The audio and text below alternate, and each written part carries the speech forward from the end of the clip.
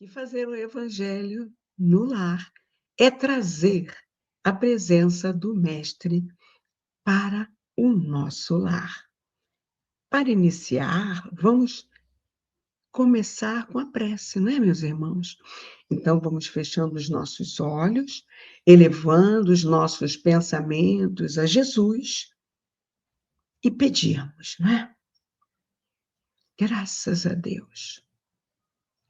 Obrigada, muito obrigada, Mestre querido,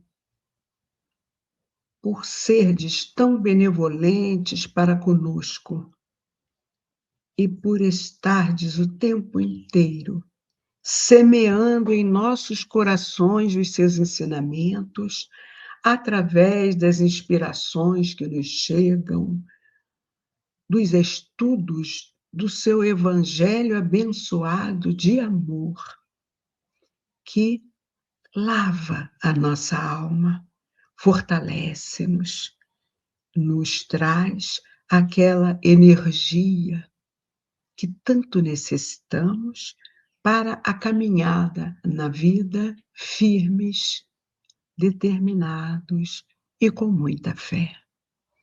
Gratidão a Ti, Senhor, por todas essas bênçãos. Em meu nome, em nome também dos nossos irmãos do outro lado, da vida aqui presentes e de todos que estão nos assistindo com muito amor no coração. Gratidão também a esses mensageiros de luz, Senhor, que em seu nome nos inspira, nos assistem e trazem para nós toda essa energia de amor unida à vossa presença. Sobretudo, agradecemos ao nosso Pai Maior, que nos permite esse encontro. E assim, felizes e agradecidos, nós pedimos a Ti, Pai, muita proteção e a devida permissão para iniciarmos o nosso Evangelho no Lar de hoje, dando todos juntos a uma só voz, do fundo dos nossos corações, graças a Deus.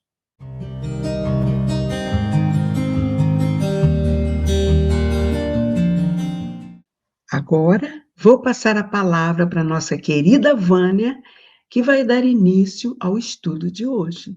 É com você, querida Vânia. Gratidão, Norminha querida. Olá a todos vocês, sejam bem-vindos.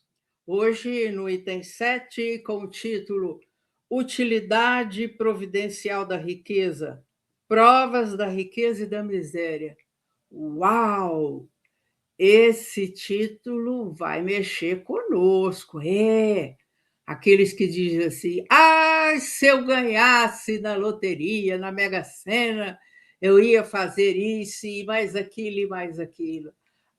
Se eu tivesse dinheiro, eu iria ajudar os necessitados, os doentes, e faz promessas. E aquele que não tem?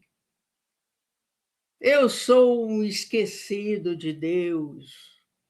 Eu não tenho nem o que comer. Por que isso?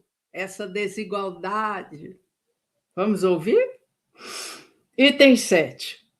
Se a riqueza houvesse de constituir obstáculo absoluto à salvação dos que a possuem, conforme se poderia deduzir de certas palavras de Jesus, interpretadas segundo a letra e não conforme o espírito, Deus que a concede teria posto nas mãos de alguns um instrumento de perdição, sem apelação nenhuma, ideia que repugna à razão.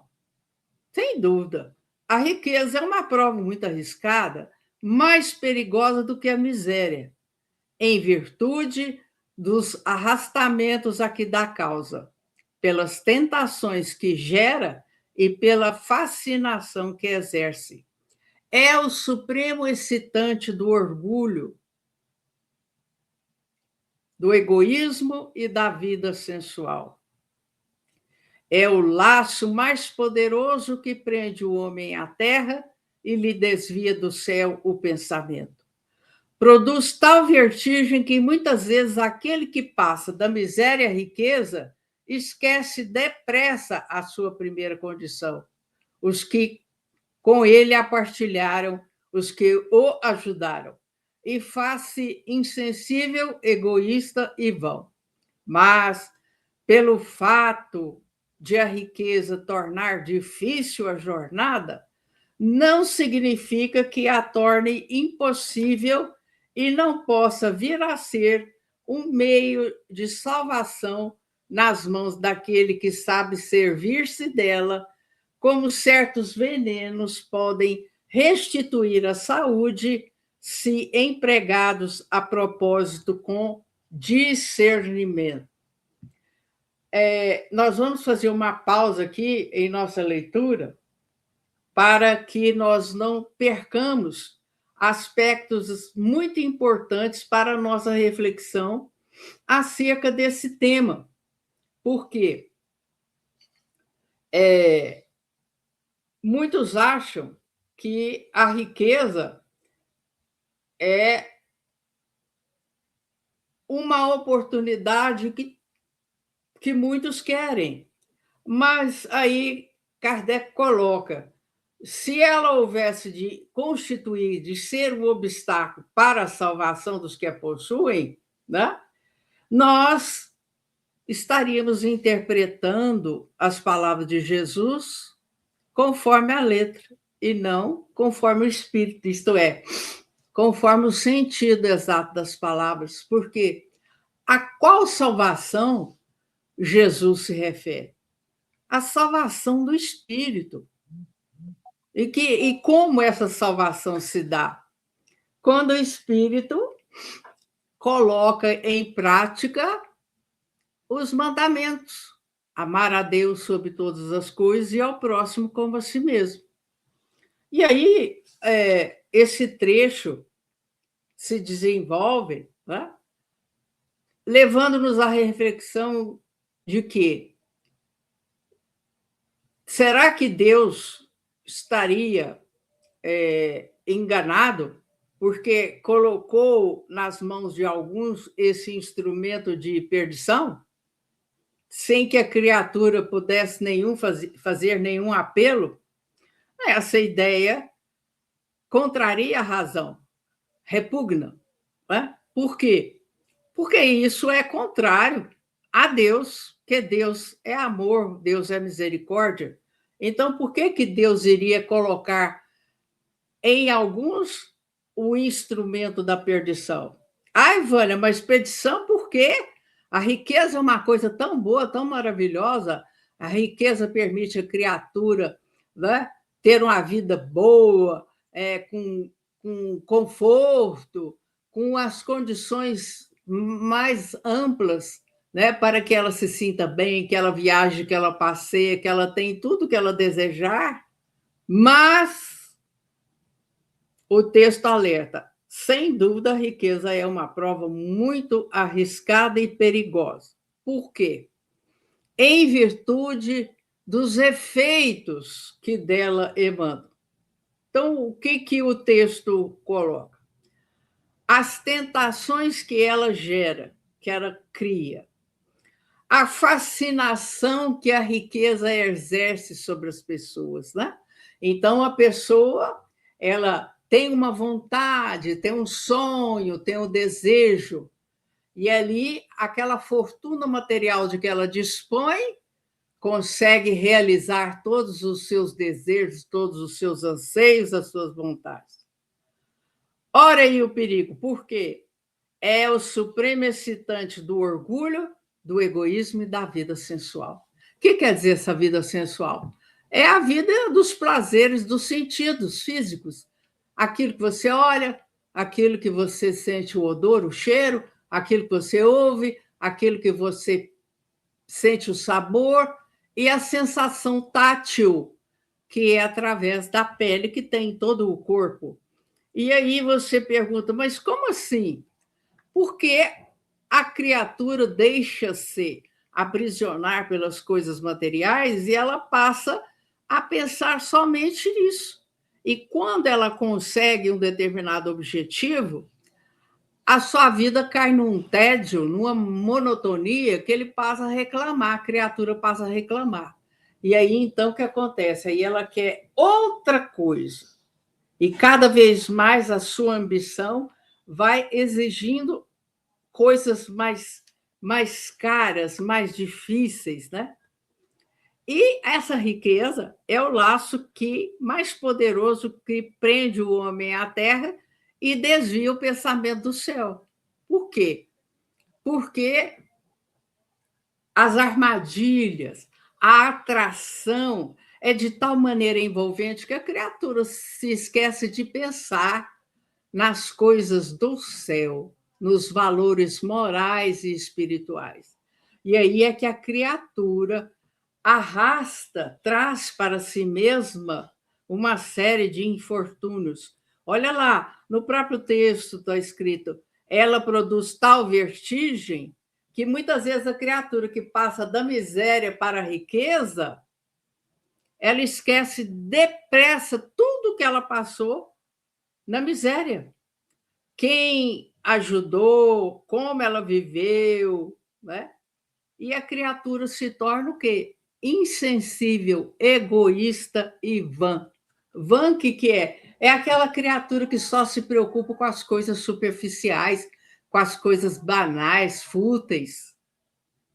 Então, a riqueza produz esse fascínio que a criatura se esquece do tempo que ela viveu na miséria, das dificuldades pelas quais ela passou, os infortúnios que ela sofreu, quem a ajudou, ela esquece tudo rapidamente. Né? Então, mas aí você pensa, ué, Deus não erra, então por que Deus confiou a alguns esse instrumento de perdição? Vamos lembrar, meus amigos, qual é a nossa condição planetária ainda? Mundo de provas e expiações, onde o mal predomina. Significa o quê? Que nem todos sabem utilizar os dons que recebeu de Deus, os talentos. Olha aí a nossa lição passada do Evangelho, parábola dos talentos. Existem pessoas que passaram da miséria à riqueza, mas que depois, pelo abuso e pelo mau uso, perderam tudo. Mas Deus também concede àqueles que têm boa vontade e que sabem reconhecer os recursos da riqueza como instrumento para o progresso. Então, para esses, a riqueza é um meio de salvação, porque eles a utilizam para o progresso das pessoas, para o progresso social, através de empregos que dão em indústrias, fábricas, no comércio, enfim, em vários setores da atividade humana. Quando Jesus disse ao jovem que o interrogara sobre meios de ganhar a vida eterna, desfaze-te de todos os teus bens e segue-me, não pretendeu estabelecer como princípio absoluto que cada um deva despojar-se, livrar-se do que possui, e que a salvação só se obtém por esse preço, mas mostrar apenas que o apego aos bens terrenos é o obstáculo à salvação. Aquele jovem, com efeito, se julgava quite porque observara certos mandamentos e, no entanto, recusava a ideia de abandonar seus bens. Seu desejo de conquistar a vida eterna não chegava até esse sacrifício. O que Jesus lhe propunha era uma prova decisiva, destinada a descobrir o âmago, o centro do seu pensamento. Qual era o seu pensamento mais profundo? Ele podia, sem dúvida, ser um homem perfeitamente honesto na opinião do mundo, não causar dano a ninguém, não maldizer o próximo, não ser vão nem orgulhoso, honrar a seu pai e sua mãe. mas não tinha a verdadeira caridade, pois sua virtude não chegava até a abnegação. O que é abnegação? É o desprendimento. Você se desprender, se desligar. Foi isso que Jesus quis demonstrar. Era uma aplicação do princípio: fora da caridade não há salvação. Então, meus amigos, nós temos que pensar que a riqueza tem o seu valor positivo, se nós soubermos utilizá-la para o bem, se nós não ficarmos escravos dela, porque isso representa um grande obstáculo para o espírito quando ele desencarna, quando ele deixa o corpo físico, porque ainda hoje nós temos milhões de espíritos apegados à terra, apegados aos bens que aqui deixaram. Não só os bens materiais, mas também os afetos, viu, meus amigos? Aquelas paixões, né? Então, a lição que Jesus pretendeu quando disse para aquele discípulo que queria merecer a vida eterna, que era para dar tudo o que ele tinha e seguisse o mestre, ele ficou assustado. Por quê? Porque ele não sabia que ficar preso aos bens terrenos representaria o quê? A sua infelicidade, impediria a sua salvação espiritual, porque exacerbaria, quer dizer, aumentaria o seu orgulho, o seu egoísmo, a sua vaidade, né? Vamos ouvir agora a sequência desse trecho, desse texto com a Norminha? Tânia, olá, queridos irmãos. Vamos prosseguir, então, a esse belíssimo trecho, continuando o item 7, no parágrafo que inicia assim: a consequência dessas palavras, tomadas em sua acepção rigorosa, seria a abolição da fortuna como nociva à felicidade futura e como fonte de uma multidão de males na terra. E seria, além disso, a condenação do trabalho que a pode obter. Consequência absurda que conduziria o homem à vida selvagem e que, por isso mesmo, estaria em contradição com a lei do progresso, que é uma lei de Deus. Vamos dar uma paradinha nesse parágrafo para a nossa reflexão. Bom, meus irmãos, à luz da razão que a doutrina espírita nos leva a encarar os fatos, fica evidente que essa afirmativa é uma falácia, um equívoco, né?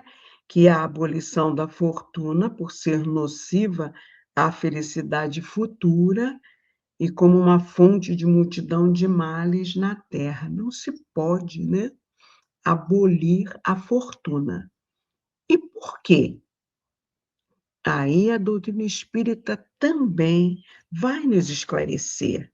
Kardec diz que a riqueza repartida igualmente daria a cada um uma parcela tão mínima que seria insuficiente, e o que impossibilitaria investimentos que levam ao progresso, ou seja, ao cumprimento da lei de progresso, o que teria por consequência absurda o retorno do homem à vida selvagem, porque para que haja progresso tem que haver o quê? Recursos para impulsionar esse progresso. É necessário ainda o entendimento que a necessidade de buscar esses recursos é o aguilhão, não é? Aquele esforço, é o suor no rosto, lutando por essa conquista. Isso é que impulsiona o homem a grandes descobertas e aos empreendimentos úteis, meus irmãos. Então, se todos tivessem tudo igualitariamente, muitos nem trabalhariam, paralisando o progresso. A desigualdade é considerada uma prova, tanto para o rico quanto para o pobre. O rico é testado na caridade e na abnegação, entendeu? Essa capacidade, né, de se desprender, de usar o dinheiro em benefício do próximo, entendeu? O pobre já é testado na paciência e na resignação, o que nos leva à compreensão que viver na riqueza ou na pobreza são experiências temporárias, meus irmãos. Pois os espíritos, eles reencarnam em diversas situações, não é verdade? Para quê? Para aprender lições diferentes. Ou seja, a desigualdade, meus irmãos, ela é pedagógica para o espírito. Estamos aqui para aprender e aprendendo vamos evoluindo.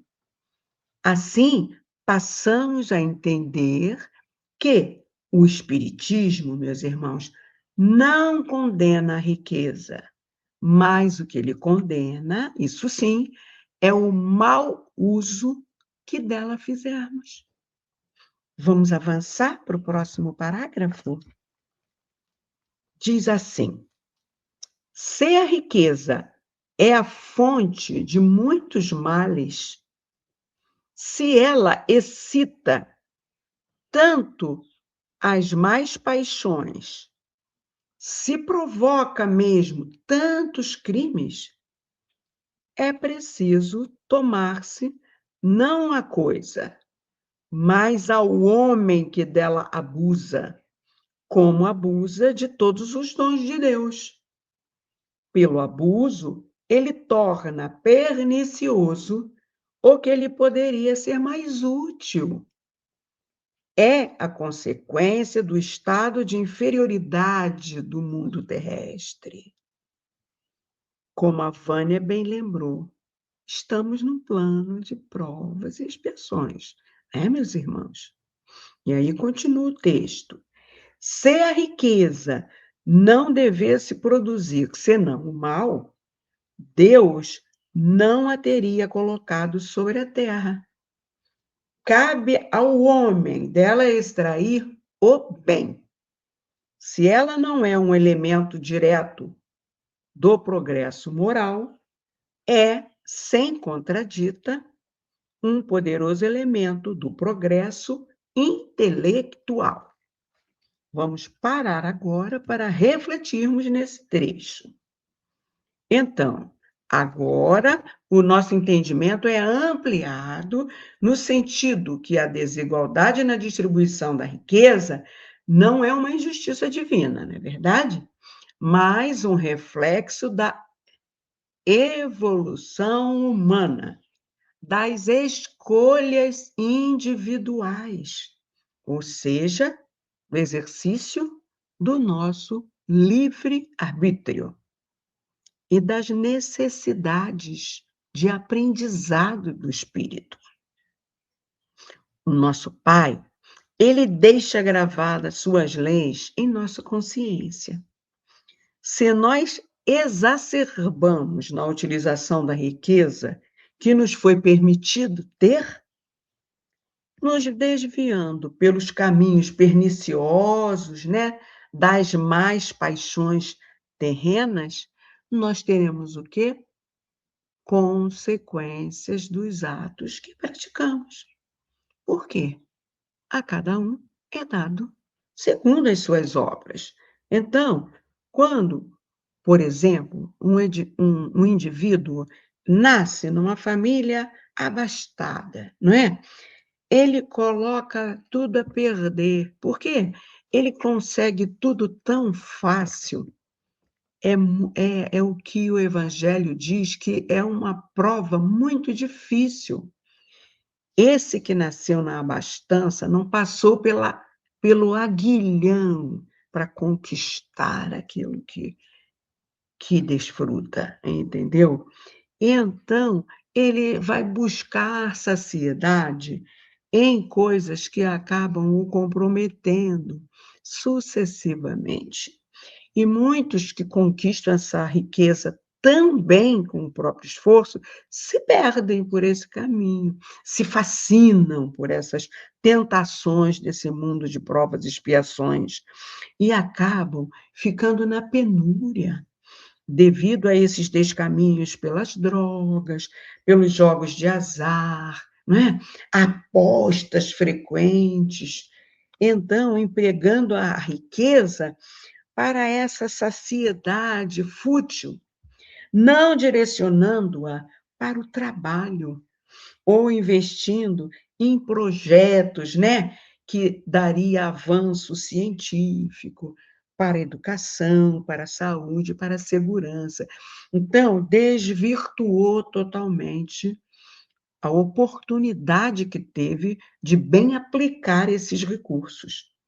Portanto, não extraindo o bem da riqueza que Deus lhe permitiu ter na terra para seu progresso moral, de caridade e abnegação, e também o progresso intelectual, porque quando a gente começa a fazer investimentos para o progresso material, a nossa inteligência vai se ampliando e a gente acaba tendo condições de raciocínio, de absorver também o crescimento espiritual.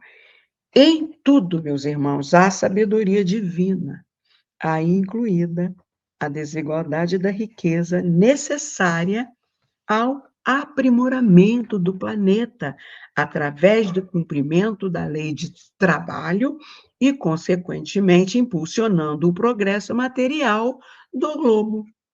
Vamos à leitura do terceiro parágrafo? Com efeito, o homem tem por missão trabalhar pelo aprimoramento material do globo. Deve desbravá-lo, saneá-lo, dispô-lo para receber um dia toda a população que a sua extensão comporta. Para alimentar essa população que cresce sem cessar, é preciso aumentar a produção. Se a produção de uma região é insuficiente, será preciso ir procurar lá fora. Por isso mesmo, as relações de povo a povo tornam-se uma necessidade. Para as tornar mais fáceis, é preciso destruir os obstáculos materiais que as separam, tornar as comunicações mais rápidas. Para esses trabalhos, que são a obra dos séculos, o homem teve de tirar materiais até das entranhas da terra. Procurou na ciência os meios de executá-los, mais segura e rapidamente. Mas, para realizá-los, lhe foram precisos recursos. A necessidade fê-lo criar a riqueza, como o fez descobrir a ciência. A atividade necessitada por esses mesmos trabalhos aumenta e desenvolve sua inteligência. Essa inteligência que ele concentra primeiro na satisfação das necessidades materiais, o ajudará mais tarde a compreender as grandes verdades morais. A riqueza sendo o primeiro meio de execução, sem ela, não mais grandes trabalhos, não mais atividade, nem estímulo, nem pesquisas. É, pois, com razão, considerada um elemento de progresso. Então, nós chegamos ao entendimento que a solução é moral e não legal, que a desigualdade gera abusos devido ao orgulho e ao egoísmo. No entanto, o problema não se resolve por decretos ou leis de divisão forçada da riqueza, mas sim pela transformação moral do homem praticando a lei da caridade. Fora da caridade, não há salvação. Que a riqueza deve ser fruto do trabalho e não apenas herdada ou acumulada egoisticamente. O homem tem por missão, diz o texto, trabalhar pelo aprimoramento do globo. A evolução material proporcionada pelo trabalho que ele desenvolve aumenta e desenvolve a sua inteligência e o ajudará mais tarde a entender as grandes verdades morais, que a verdadeira igualdade se alcança através da educação que transforma o coração e o egoísmo em fraternidade. Enfim, meus irmãos, o progresso espiritual é o objetivo, daí a regra áurea. Faça aos outros o que gostaria que fizessem a você. Verdadeira regra de justiça impressa por Deus no coração do homem que impulsiona o progresso do globo. E a riqueza é apenas um meio de experimentação. A igualdade absoluta no plano material sem igualdade moral é inviável e não traria evolução. E, como regra, é o primeiro meio de execução dos grandes trabalhos. Então, essa riqueza é considerada um elemento de progresso. Que possamos utilizar a riqueza, qualquer que ela seja, de forma a beneficiar o nosso próximo. Aí sim, estaremos alinhados com os propósitos maiores de Deus. Muita paz, meus irmãos. Agora vamos passar para a nossa querida Vânia para a fluidificação da água. A palavra é sua, minha querida irmãzinha. Então, amigos, agora nós vamos pedir a magnetização da água, que é aquele medicamento espiritual colocado para nos auxiliar em nosso dia a dia. Lembramos a você a importância de tomar esta água 3 vezes ao dia, numa quantidade equivalente a uma pequena xícara de café. Com o pensamento em Jesus, nosso amigo e médico de nossas almas, nós estamos pedindo nesse instante os fluidos salutares, os medicamentos, para que sejam colocadas nas águas de nosso uso pessoal e comum. Medicamentos que os médicos da terra não conhecem, Senhor, mas que pedimos sejam colocados de acordo com a necessidade de cada um. Mestre Jesus, que o seu amor, através desse medicamento, ative o funcionamento dos nossos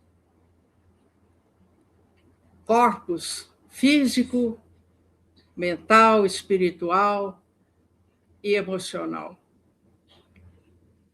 E que esse amor, Senhor, nos fortaleça para que possamos, dia a dia, ir vencendo os desafios que nos surgem no caminho. Que assim seja. É assim, amigos, irmãos, companheiros de ideal, vamos chegando ao final de mais um Evangelho no Lar online. Agradecidos a Deus pela oportunidade, agradecidos a vocês que nos assistem, que compartilham o estudo do Evangelho com amigos, com grupos.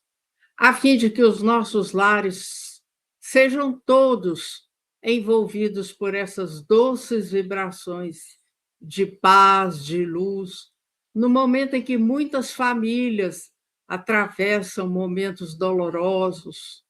Então, vamos unir os nossos pensamentos nessa prece que fazemos com toda sinceridade, com toda humildade. Pai de misericórdia, Jesus Divino Mestre, chegando ao final de mais um Evangelho no Lar online, nós queremos agradecer, Senhor, por tudo que recebemos, pela assistência dos benfeitores espirituais que nos amparam, nos fortalecem e intuem, a fim de que nós possamos levar o Evangelho de Jesus à luz da doutrina espírita para todos aqueles encarnados e desencarnados que estiverem conosco. Pedimos, Senhor, que todos os lares desse instante sejam abençoados, recebendo as vibrações salutares, os fluidos de paz, de harmonia e de equilíbrio, e que todos tenham, Senhor, uma semana abençoada, de muitas conquistas, de mais tolerância, de mais paciência, de mais amor. E assim, Jesus, pedimos também, em particular, para todas as crianças e jovens que representam o nosso futuro aqui na Terra, que todos eles sejam, Senhor, amparados e fortalecidos para prosseguirem em sua jornada evolutiva. E em seu nome, Senhor, nós agradecemos e damos por encerrado o nosso encontro de hoje. Que assim seja, graças a Deus. Um grande abraço e até lá.